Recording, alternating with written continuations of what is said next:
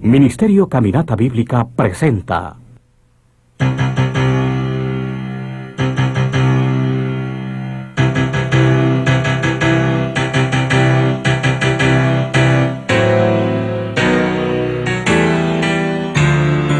un retrato bíblico del matrimonio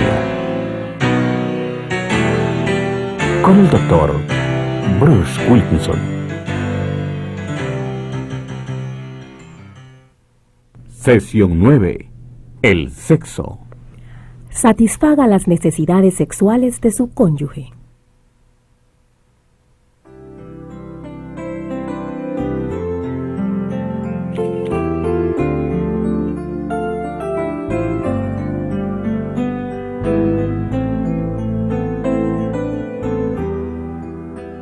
Bueno, yo hice y ella hizo.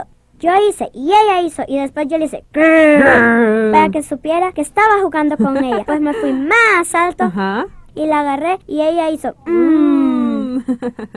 Eso es precioso. Querida, ¿quieres ir a jugar al cuarto de María? ¿Ya vino María? No, ella está en la escuela, pero puedes ir a jugar. Gracias. Está bien, adiós. Hey, espérate. Dame un beso. Aquí tienes. No arruines nada, te amo. Yo también. Es preciosa. Es un amor. Gracias por cuidar de Allison este fin de semana. Larry me dejó plantada. Tenía otro viaje de negocios. Tú sabes que nos fascina tener a Andrea. ¿Escuchaste? Su novio le dio una cartita. Fue tan dulce. Ya tenemos un romance en nuestras manos. Sí, es dulce cuando niños. Pero cuando adultos, creo que el romance está muerto. Los hombres quieren una cosa: sexo. No, eso es todo. Mira. Yo sé que no siempre estamos de acuerdo. Y yo sé que has pasado por mucho desde el divorcio, pero quiero que...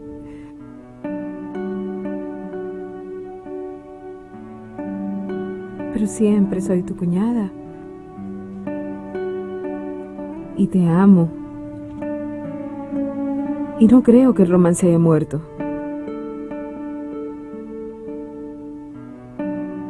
Se murió hace mucho tiempo.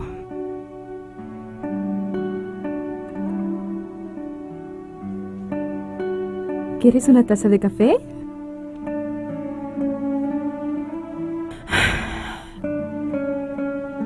Está bien.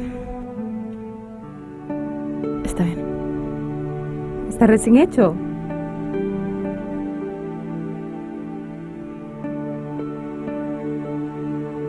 ¿Te ayudo con algo? Sí, pasa la crema.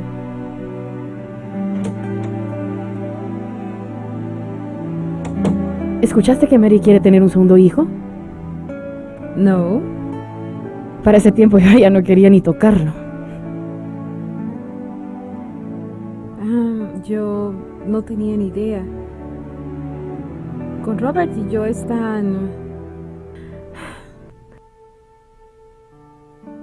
Robert es tan gentil y considerado. ¿No crees que ella hace eso? Es decir, puedo ver cómo te mira, cómo te toma de la mano, o te da un beso cuando piensa que nadie los mira. Yo daría cualquier cosa por una relación así. Pero tú y Larry debieron haber No. tenido un buen tiempo. Nunca estuvo bien entre Larry y yo. Nunca me sentí segura con Larry. Nunca me sentí inteligente, ni bonita. Y el único tiempo en que era cariñoso era cuando quería sexo. Oh. Bueno, los hombres son diferentes, Lillian. Esa era la excusa de Larry. Él dijo que yo simplemente no entendía las necesidades de los hombres. Eso me hacía sentir muy culpable. Pero no todos son así. Larry era así. Es decir, en realidad traté todo tipo de cosas para complacerlo. Imagínate eso, la independiente Lil tratando de complacer a su esposo.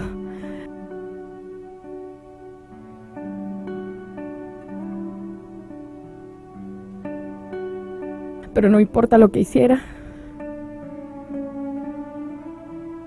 no parecía hacer diferencia. Es decir, ¿qué hay de mal en mí? Nada anda mal contigo.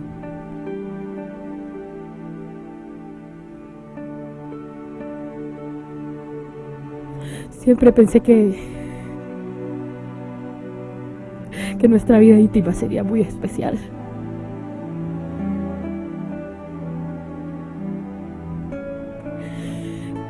Y no sé qué pasó con ella.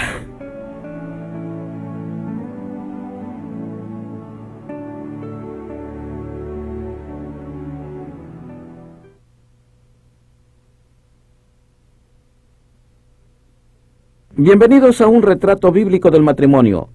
Estamos en medio de una serie en estos momentos tratando con esos problemas que parecen destruir un matrimonio cuando se rompe.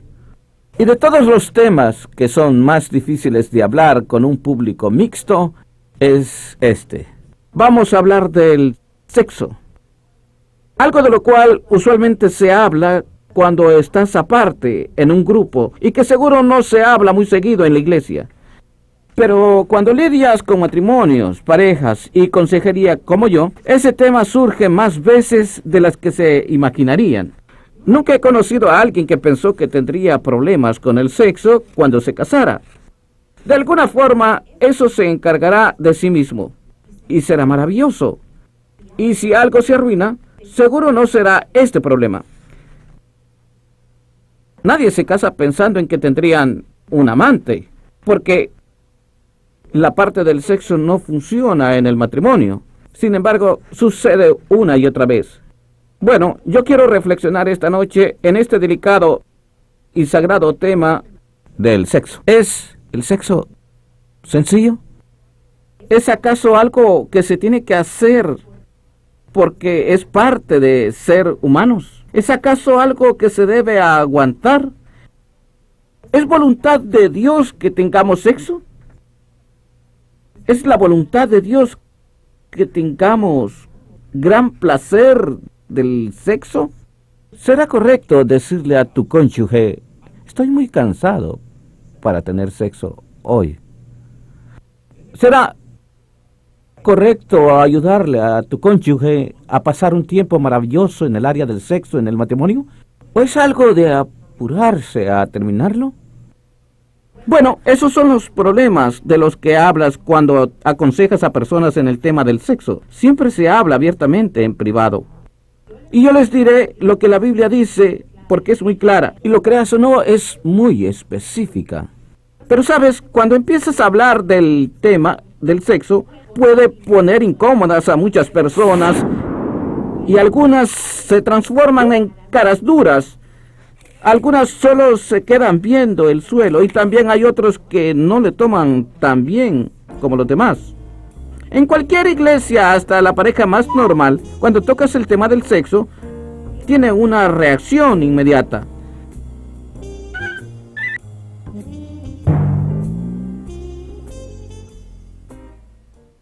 ¿Me darían permiso como hombre, como ser humano, de hablar de algo que es muy privado y delicado? ¿Se abrirían a eso y permitirme ser libre de enseñarles? ¿O qué dice si sentirse incómodos, si no directo al punto?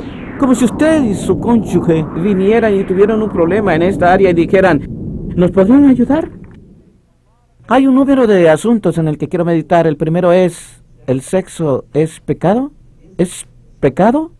El primer versículo que se me viene a la mente es Génesis capítulo 1, versos 27 y 28, donde Dios está hablando en el verso 28, Él les dice a ellos, sean fructíferos y multiplíquense, llenen la tierra y sométanla. Por lo tanto, Dios dijo, quiero que sean fructíferos y se multipliquen. Es la idea de Dios que un hombre y una mujer que están casados tengan hijos. Por lo tanto, Dios no nos mandaría algo que sea pecado. Pecado. El sexo no es pecado. El sexo no fue idea de Adán y Eva. El sexo es la idea de Dios. Y cuando Dios creó las cosas en los primeros capítulos de Génesis, dijo que era bueno. Bueno. El sexo es bueno. El sexo no es pecado. Este asunto de ser fructíferos y multiplicarse anticipó a cuando Adán y Eva comieron del árbol y pecaron. Por lo tanto, el sexo era idea de Dios antes de la caída. De vez en cuando me encuentro con alguien que me dice que el sexo es pecado porque fue lo que pasó en la caída, cuando comieron del árbol. Eso no es bíblico. El sexo se anticipa a la caída y es la idea de Dios, no del hombre. Ahora, avance en Génesis y encontrará el siguiente pasaje clave en el tema del sexo en el matrimonio. Génesis capítulo 2, verso 24-25 dice: por lo tanto dejará el hombre a su padre y a su madre y se unirá a su mujer y serán una sola carne. De esto hemos estado hablando en esta serie y tiene un número de pasos. Es la idea de Dios. Él dice: quiero que dejen a su madre y a su padre. Quiero que se junten, se unan, se encajen con su cónyuge y después quiero que se vuelvan una sola carne. Este asunto no es solo vivir juntos en una casa. En el Nuevo Testamento, en ese pasaje, una carne es interpretada y significada tener sexo en el matrimonio. ¿Es por lo tanto correcto que deje a mis padres? Sí, eso es bíblico. ¿Es correcto unirme a mi cónyuge? Sí, eso es bíblico. Si esos dos son bíblicos, entonces esto es bíblico. Dios quiere que me vaya, me una, y de igual manera tenga sexo en mi matrimonio. Esto es antes de la caída del hombre. Esta es la voluntad de Dios antes de que hubiera pecado en el mundo. Pero miren el siguiente verso para ver algo muy interesante y dice: y estaban ambos desnudos, Adán y su mujer, y no se avergonzaban. ¿Por qué no se avergonzaban? Porque Dios hizo a todas las criaturas sin vestimenta. Y Adán y Eva eran humanos y estaban sin vestimenta, y ante uno y el otro no había conciencia, no había vergüenza. El sexo no era visto como malo, algo para ser oculto. Es interesante ver que Dios hace el punto de que ellos no estaban avergonzados. Por lo tanto, cuando tomamos los conceptos que dicen que el sexo es vergonzoso y oculto, no son bíblicos.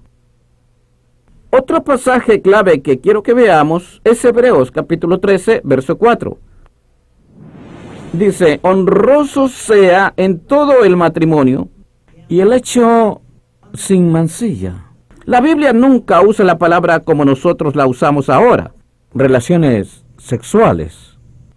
Trata los asuntos con mucha más delicadeza al decirlo como el hecho sin mancilla. Bueno, el hecho en ese pasaje es la de tener sexo. El matrimonio es honroso, es correcto, es bueno para todos. ¿Y qué hay del sexo en el matrimonio? Y la cama. La parte sexual del matrimonio es sin lecho. Literalmente esa palabra en griego significa que es puro. Ese es el significado literal. No tiene nada malo en él, nada sucio. No hay nada sucio en el matrimonio. Y no hay nada sucio en el sexo en el matrimonio. Es más, no es como que tuviéramos sucio y ahora ya no tenemos sucio. La Biblia no dice eso. Se va al otro lado y dice: no, es puro, es bueno. No viene de un número negativo a un 0 o a un positivo. El sexo en el matrimonio es una pureza positiva. Es la idea de Dios. Ahora, ¿qué pasa con el sexo cuando no es en el matrimonio? ¿Será puro? Bueno, la siguiente parte en el verso responde a esa pregunta y simplemente dice: pero a los fornicarios y a los adúlteros los juzgará Dios. En este pasaje, la relación del matrimonio es honroso a todos y el sexo en el matrimonio es bueno, es correcto, es puro. Pero si tienes sexo antes del matrimonio, lo cual se llama fornicación, eso es pecado. Bajo cualquier circunstancia, para todas las personas y todos los lugares y cada vez. Es más, no solo es pecado, sino que Dios tomará una parte en castigarlos. Los va a juzgar por eso. Pero, ¿qué pasa en el matrimonio si usted y yo decidimos tener sexo con alguien más? Eso se llama adulterio. Antes del matrimonio se llama fornicación. Durante el matrimonio, tener relaciones sexuales con alguien más se llama adulterio. Dios dice, yo les juzgaré si hacen eso. Eso no es honroso, eso no es puro. ¿Qué pasa si decides tener sexo con alguien que no es tu cónyuge, pero que es del mismo sexo? También se llama adulterio. ¿Qué pasa si tienes sexo con alguien que es de tu mismo sexo? Eso se llama homosexualidad y eso también es pecado. Y Dios juzgará a eso también. Entonces, la pregunta, ¿qué hacemos? ¿Es el sexo sencillo? La respuesta depende de con quién, cuándo. Si no es con tu cónyuge, si es con cualquier otra persona, es pecado. ¿Cuándo? Si es antes del matrimonio, es pecado. Si no es con la persona con la que te casaste, es pecado.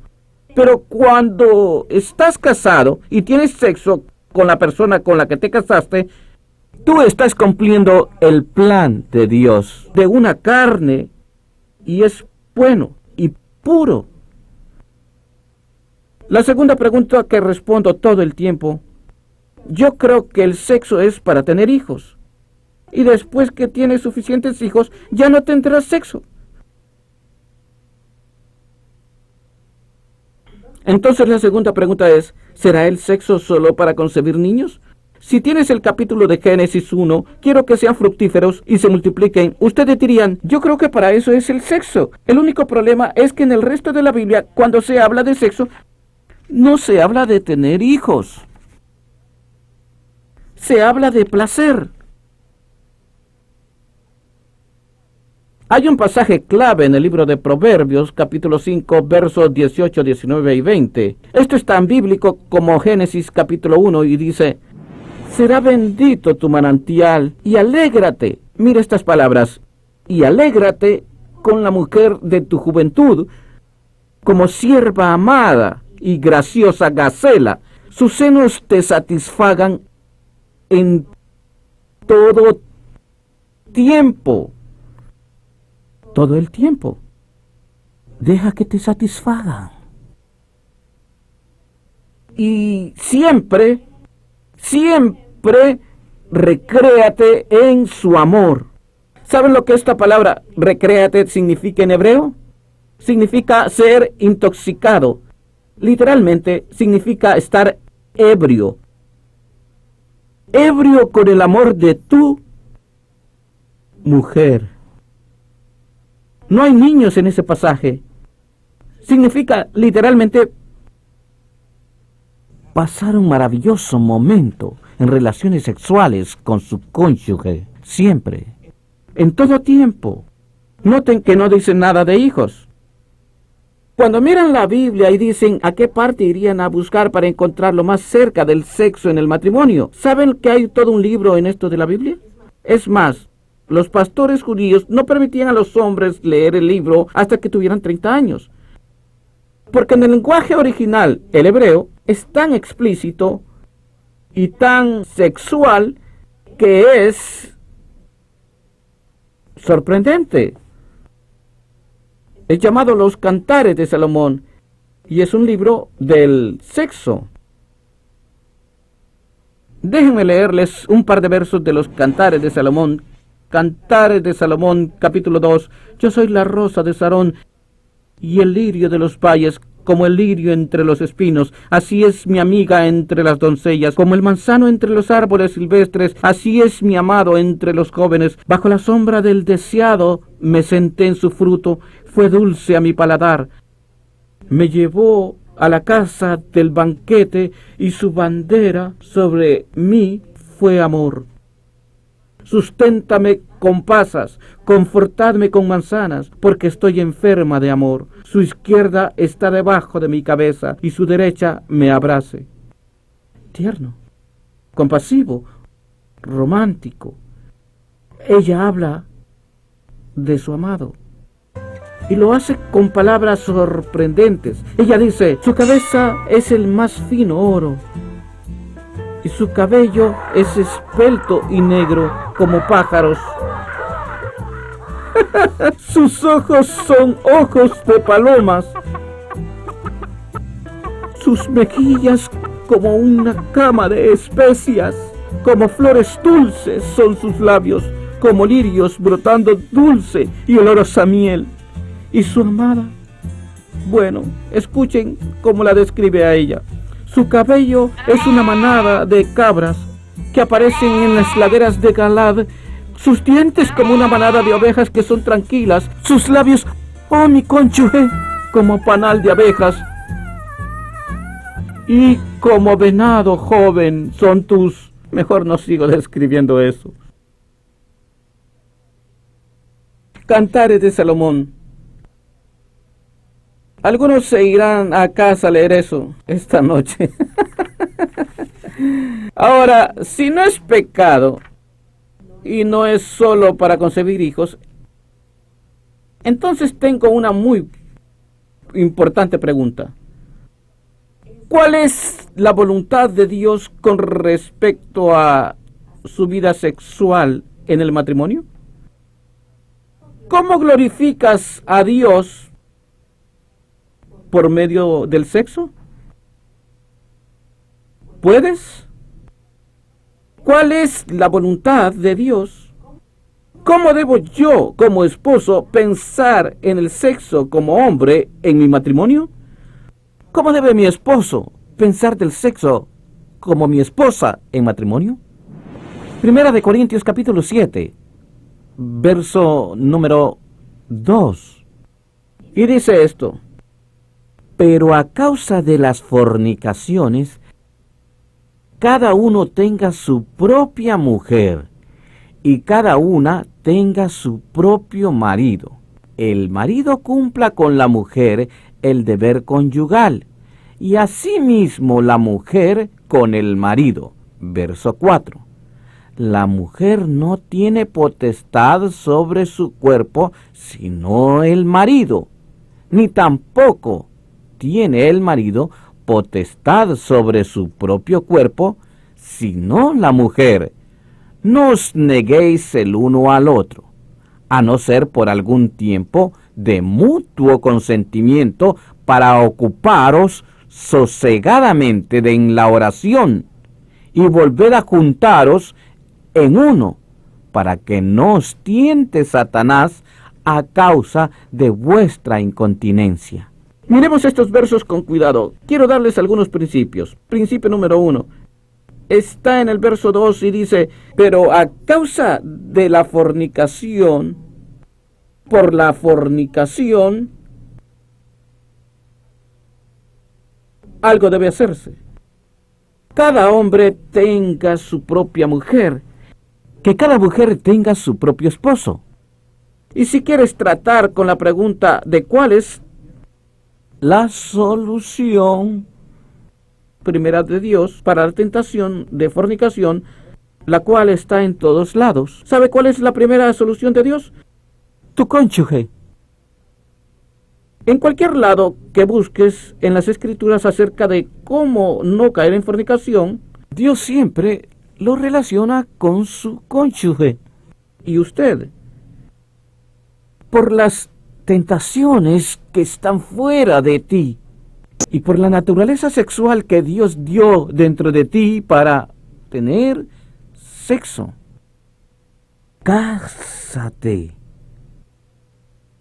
Ten tu propia esposa. La primera forma de tratar con la fornicación es que todos tus deseos sexuales sean complacidos por tu cónyuge.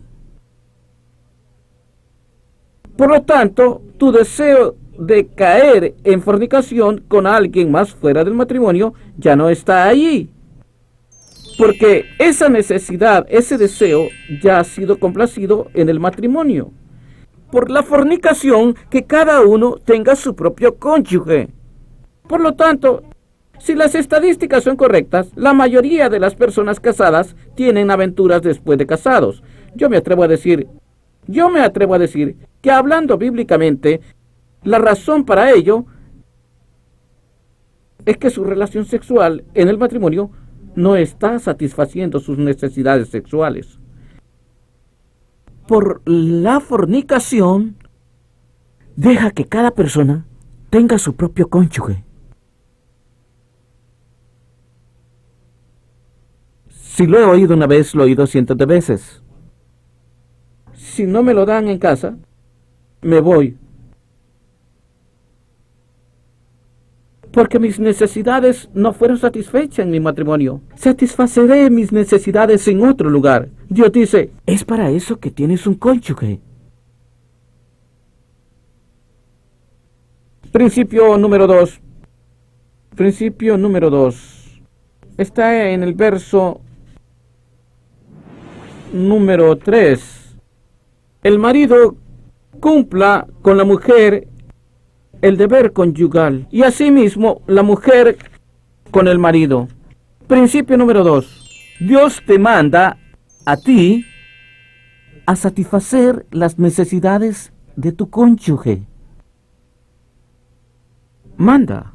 El verso dice que el marido cumpla con la mujer. ¿Saben lo que esa palabra cumplir significa en realidad? Estar de regreso, y es un imperativo. Verán, cuando tú y yo nos casamos, nosotros compartimos nuestros votos con nuestra pareja de amor y cuidar hasta que la muerte nos separe.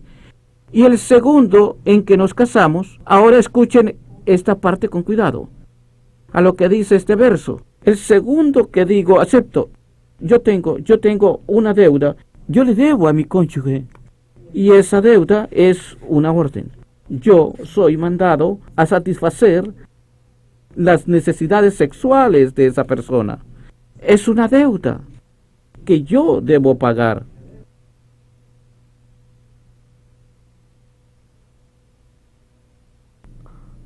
¿Cómo sé si la deuda ha sido pagada?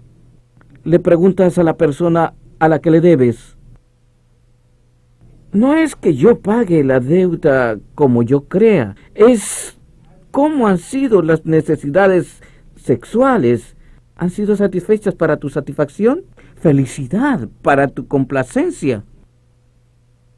Y yo debo dársela. Y usted debe dársela a su cónyuge. No es una opción, es una obligación. Es una obligación. ¿Cómo me debo sentir con esto? Bueno, mire el verso 3. Que el marido cumpla con la mujer el deber conyugal. El concepto es cuando Dios me manda a llenar las necesidades sexuales de mi cónyuge, yo lo debo hacer con ternura y una actitud afectiva. El concepto del cariño no es bueno. Yo tengo que... ¿Y tú quieres? Está bien. Yo soy tu cónyuge. La palabra cariño significa lealtad, ternura, con cuidado. Yo estoy obligado y ordenado a satisfacer las necesidades sexuales de mi cónyuge. Escúchame con cuidado. Por su definición, no por mi definición. Y yo debo satisfacerlas en una forma que sea afectiva para la persona. No es solo con el sentido de obligación, sino con el concepto de mi afecto y cómo me siento y cómo me expreso en el mismo asunto. Número 4. Está en el verso 4. La mujer no tiene potestad sobre su propio cuerpo, sino el marido. Dios, escuchen bien este principio, Dios delega en este verso tu derecho a tu cuerpo, a tu cónyuge, con el propósito de placer sexual. Esa palabra potestad La esposa no tiene potestad. Significa Dios literalmente vino a la mujer, le quitó su derecho a su cuerpo y se lo quitó y se lo dio a su esposo. Toma tú ahora su cuerpo. ¿Por qué? ¿Por qué Dios le daría al hombre el cuerpo de su mujer y a su esposa el cuerpo de su esposo? Respuesta: ellos lo necesitan por el deseo del placer que Dios le dio. ¿Qué pasa si ella no quiere porque su cuerpo está cansado y el mío no?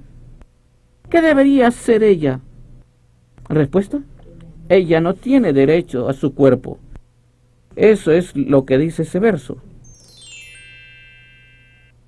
No tiene autoridad sobre este cuerpo. Es para el placer de mi esposa. Su cuerpo es para el placer de su esposo.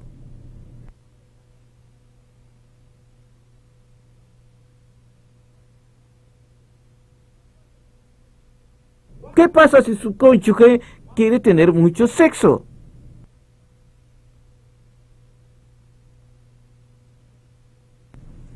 Bien, eso es irrelevante. Usted tiene una obligación de acuerdo a la Escritura, y yo también, de ser afectivo y de llenar las necesidades de esa persona y sus deseos cuanto quiera, cuando quiera, tan frecuentemente, tan a menudo o tan como esa persona lo desee, porque su cuerpo ha sido delegado por Dios a su cónyuge. Ninguna potestad, ningún derecho. Si ella quiere tener sexo, la respuesta siempre es sí. Si él quiere tener sexo, sí, claro. Nosotros tratamos nuestros cuerpos como si fueran nuestros. No lo son. De acuerdo a Dios, este cuerpo es de Él, de Dios. Y Él me dice que también es de mi cónyuge. Y es para su placer.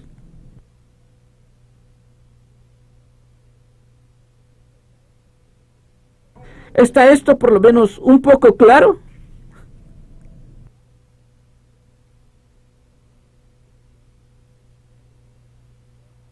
Verso número 5. No os neguéis el uno al otro, a no ser por algún tiempo de mutuo consentimiento.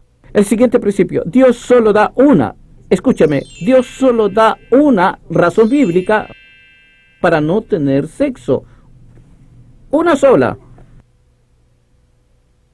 ¿Saben cuál es? Con consentimiento. ¿Saben lo que esa palabra consentimiento significa en griego? Significa sinfonía. Significa que hay un completo y unánime acuerdo. Esposo y esposa juntos no vamos a tener sexo por esta temporada, por esta razón. Esta es la única razón por la cual usted y yo podemos negarnos. Y en realidad no estoy negando porque usted tampoco quiere tenerlo ahora. La palabra aquí, negarse, significa contenerse. Significa robarle a la persona. Nunca digan no, excepto que los dos estén de acuerdo en no hacerlo. Así que en realidad no dicen no. Algo que ayuda mucho es el número 6 en el principio. Miren el verso 5, 1 Corintios 7. No os neguéis el uno al otro, a no ser por algún tiempo de mutuo consentimiento. Y luego dice: para ocuparos sosegadamente en la oración y volved, vean, en la voluntad de Dios, y volved a juntaros en uno, volver a juntarse como que tengan sexo de nuevo. Y se detienen ambos de acuerdo por la razón que sea, pero luego que vengan y tengan sexo de nuevo. ¿Por qué? ¿Por qué? Para que Satanás no los tiente a causa de su incontinencia. Aquí está el último principio. Dios nos advierte de innecesarias y satánicas tentaciones sexuales si el sexo es negado. Dios nos advierte de tentaciones innecesarias y satánicas si el sexo es negado, para que Satanás no nos tiente, porque él tiene que tentarlos porque tienes una necesidad de tener sexo. Y si eso no es llenado con la persona que se casó, él sabe eso, usted sabe eso y él lo tentará. Eso es innecesario. Júntense y no hay nada que tentar. ¿Hay una tentación normal desde adentro? Sí, sí la hay, claro. Pero también hay una tentación de Satanás. Y si se niegan las necesidades el uno al otro, tanto tiempo que esa necesidad no está siendo llenada y comienza a irritarte y a frustrarte, Satanás entra y todo es necesario. Y la persona que negó el sexo a la otra persona le está causando ser tentados. Si la esposa de un hombre quiere tener sexo y él está enojado con ella y piensa desquitárselas no teniendo sexo con ella, se vuelve difícil. Los días pasan y las semanas pasan. Esa mujer tendrá tentaciones anormales. La Biblia es muy clara. La forma número 1 de no caer en fornicación es tener maravilloso sexo con su cónyuge, tan a menudo como quieras. Pero, ¿qué hay de mí?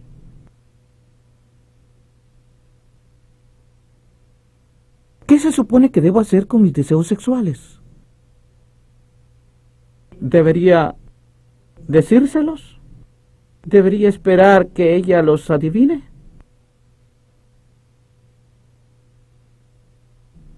¿Qué se supone que debo hacer con la forma como Dios me hizo y la forma como Dios los hizo a ustedes?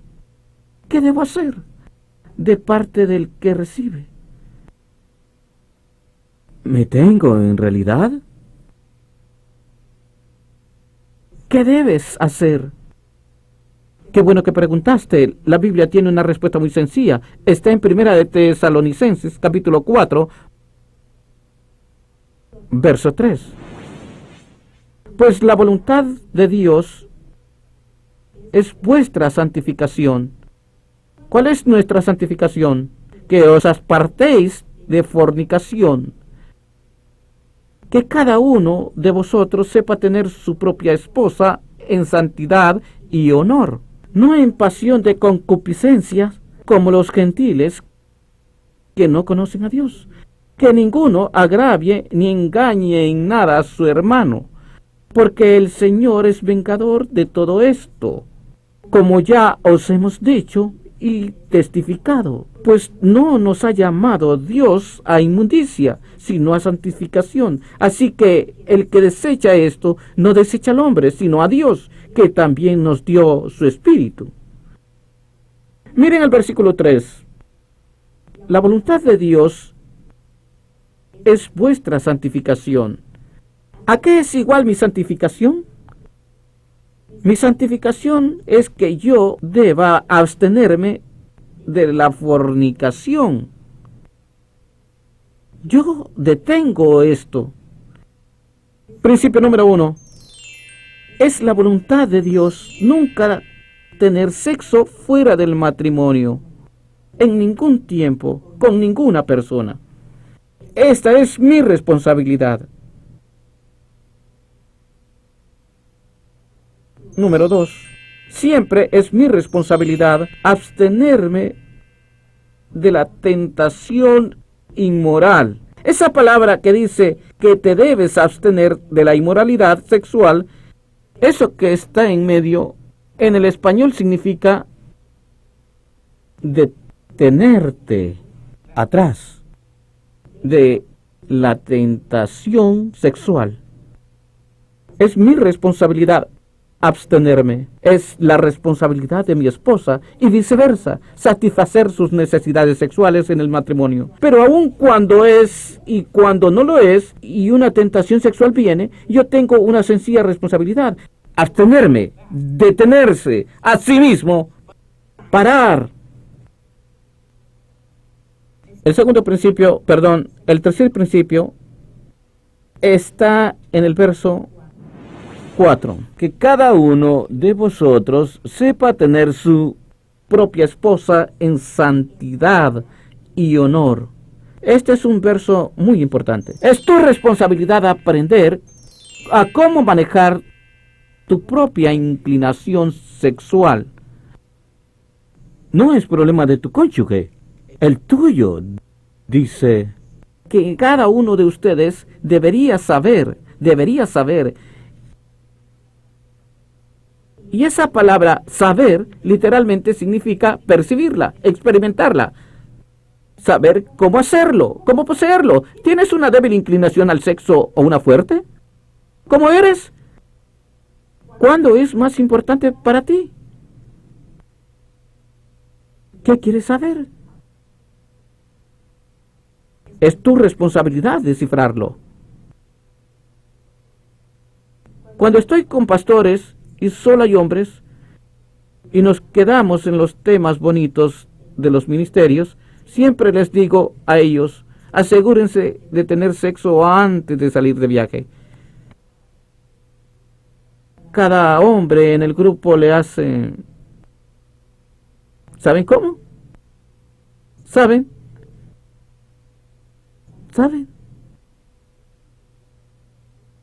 Es mi responsabilidad, es tu responsabilidad. Pero luego dice: cada uno sepa tener su propia esposa en santidad y honor. Este concepto de poseer significa cómo lo llevas, cómo lo cumples, cómo lo haces funcionar para ti.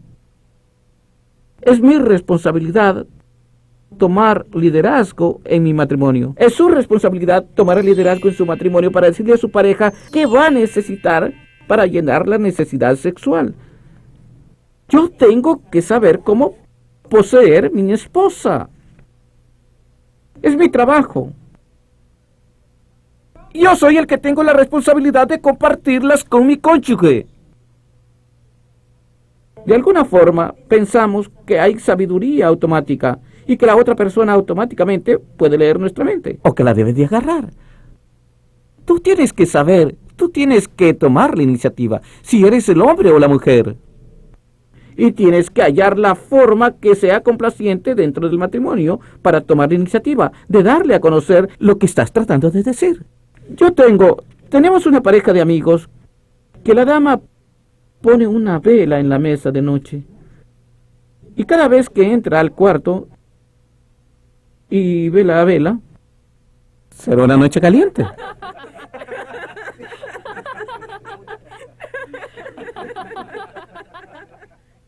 ¿Cuál es su método? La mayoría de las parejas que conocemos no tienen una. ¿Saben cuántas veces las parejas rompen ese principio?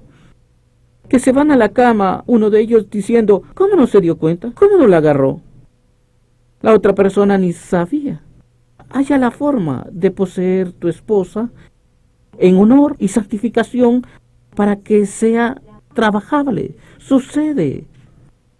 Por lo tanto, tengo algunas preguntas antes de que terminemos esta noche. Pregunta número 1.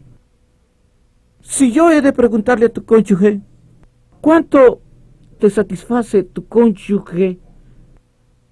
¿Satisface tus necesidades sexuales? ¿Qué dirían ellos? ¿Cuán contento? ¿Cuánto lo disfrutas? ¿Qué tan lleno estás? ¿Qué dirían? ¿Y te has liberado? ¿Has liberado tu cuerpo y tus afectos? Para que cuando recojas las necesidades de tu cónyuge, tú tomes responsabilidades y te muevas y solo lo diré bíblicamente. Y le des placer a tu cónyuge, le des placer. Para que cuando esa noche termine, tu cónyuge diga, eso fue maravilloso. Gracias por amarme así. ¿Te refieres así? ¿Sí? Con todo el corazón, ¿sí? Es interesante, si le preguntas a un hombre dónde recibe placer en toda su vida, él siempre responderá igual. Si es honesto. Número 1, sexo. Dios hizo a todos los hombres así. Si le preguntas a una mujer, todos los estudios que he leído, y he leído como 30 libros de diferentes partes de libros preparándome para hoy, el sexo en la mujer no es el número 1, número 2, número 3. La intimidad es número 1, el sentimiento de cercanía, el sentimiento de ser amada y protegida, y la luz de las velas y las flores, y la suavidad y el abrazo y la ternura es lo que ella busca. Ambos están hechos por Dios. Y damas, el reto que Dios les da es que su esposo debe ser el más contento, feliz, amado. Y la mujer que le guiña el ojo en la oficina, él debe tener tantos recuerdos y saber que él puede esperar, porque cuando llegue a casa y le diga, él no tiene necesidad de tener sexo con nadie más, usted es lo mejor que hay para él. Esposos, déjenme hacerles una pregunta. ¿Es su esposa radiante y se siente contenta y amada y abrazada y querida? Para que no importa quién le preste atención a ella. La tentación casi no tiene ningún efecto en ella, porque tiene esas necesidades satisfechas. ¿Es pecado? No. ¿Es solo para niños? No. ¿Es algo que simplemente tienes que hacer? No. ¿Qué es? Puede ser la cosa más importante que la esposa pueda hacer para su esposo. Damas,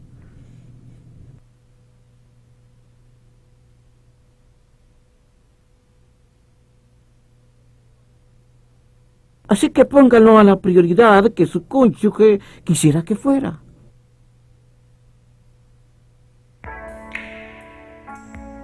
Te amo.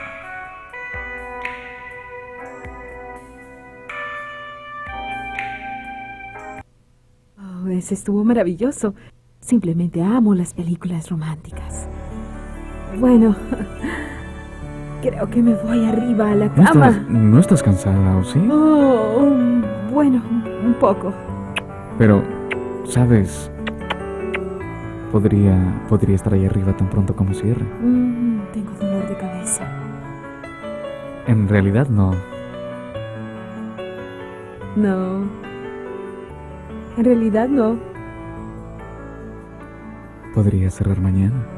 Perdón, después. Está bien. Ahí voy.